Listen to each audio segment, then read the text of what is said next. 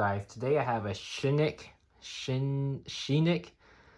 9-inch box fan. I saw these box fans being sold on their uncomfortable area. It's Midea and I don't know. That's all I see. All I saw these ones were over uncomfortable area in Midea, but I have a one Sheenik. I ordered this thing from Amazon. Link will be in the description. And yeah, well, let's begin. First things off, appearance. This thing looks very nice, and it looks kind of 2000s style, which I am starting. 2000 style is starting to grow on me. And this fan is very 2000s, late 90s. You can see it has a shaded pole motor. Shaded pole motors are very easy to service. Just about everything in this fan is good. And here's the back of the unit. You can see that's the shaded pole motor right there. And yep. And you can see the lots of air designs. This is entirely made out of plastic, which is one of the downsides of it. And the plastic is quite bendy, but that means if you drop it, they won't explode into multiple pieces. Which the bendy plastic is okay on small fans like this. It came out perfect right out the factory. I don't know if that blade is stamped on or not. But we don't need to replace the blade unless it breaks. But actually, no, the blade's okay. The blade's serviceable. Everything in this fan is serviceable. It can easily be opened up, and that motor is serviceable too. So it has an oil port on it. That motor actually has an oil port. Is at the back or front? I don't know. If it doesn't, I'll just open it up and I'll manually do it. It's a shaded pole motor. I know how those work. Here's the switch. The switch is okay. Just simple 2-speed. 0, 1, 2.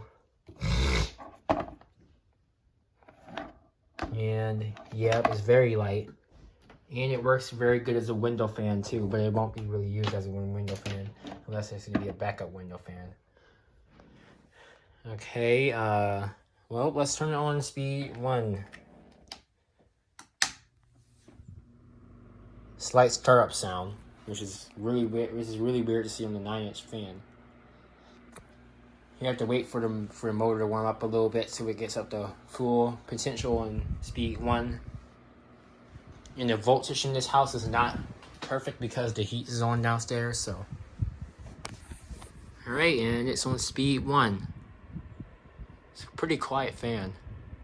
But it's moving a pretty good amount of air for being on speed 1 and for having not the best voltage coming in. I can feel a pretty good breeze from here. And here's the motor and nice insulated. It's almost like this could be put in a window.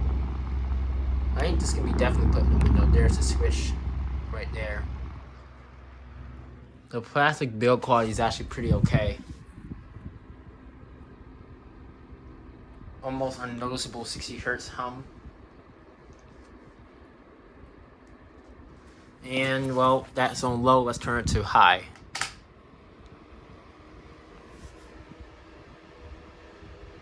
And it's on high. I don't really use it on high. I use it on low mostly just to get air moving around.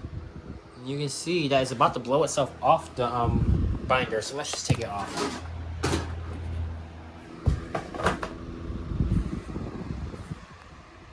It's actually moving a really good amount of air.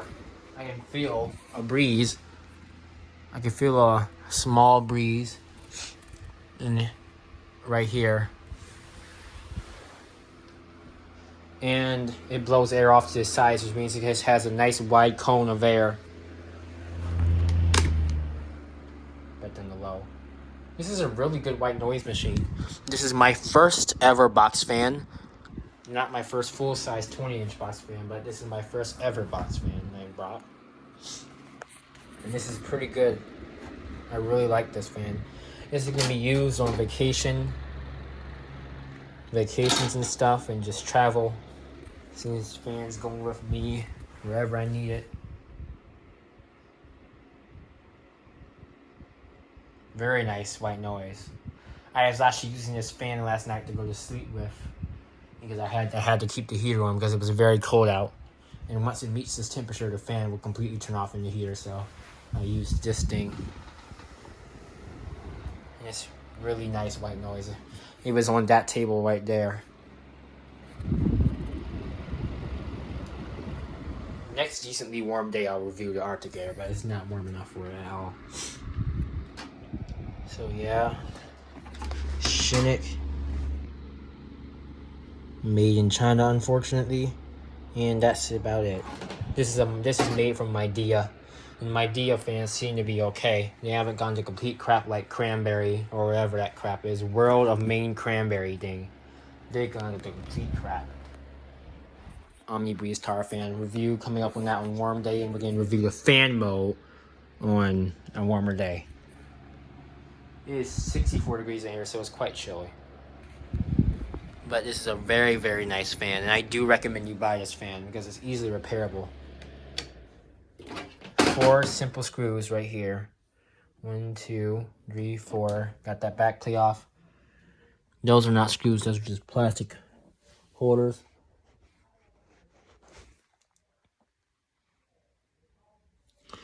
And yeah, build quality seems okay. That plastic is pretty okay. Nice solid plastic on the back. No mold problems. Like, this is a good quality fan. The shaded pole motor has a nice shaded pole motor, which should be very easy to service. And the bearings are just absolutely perfectly oiled. And for light plastic blades, look at this.